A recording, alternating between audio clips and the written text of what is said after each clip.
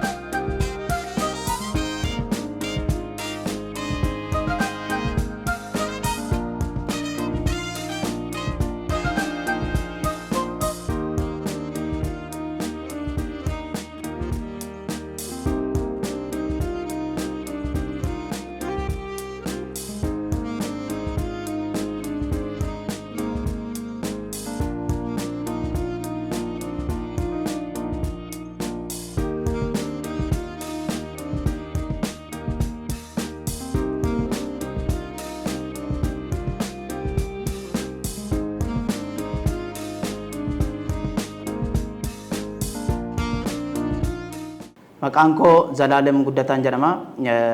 Itti gaafatamaa damee Jimmaati.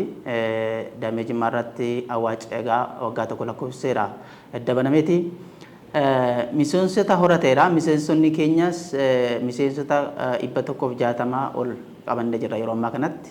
Isinis koottaa gara keenya qusadhaa liqeeffadhaa. Liqeeffatanii liqii konkolaataa qabna, liqii manaa qabna, liqii daldalaas qabna, akkasumas immoo liqii xixiqqaanis jira waan ta'eef dhuftanii akka fayyadamtanii jenna. Argamni keenya hoteela Hawwiituu cinaatti gamoo makaaniksii jalatti argamna. Koottaa fayyadamaa awwaaca jijjiirama boruuf. Hordoftootaa fi maatii waldaa hojii gamtaa keenya egaa turtiin magaalaa Jimmaa taasisne kan kana fakkaatu ture isinis jiraattonni magaalaa Jimmaa dhuftanii akka fayyadamtan isin affeerra teessoon keenya Hawwiituu giraand cinaatti gamoo makaana Yesuus lafarratti nu argattu hundumti keessan koottaa fayyadamoo jijjiiramaa isiniin jenna yeroo gaarii isiniif haa ta'u.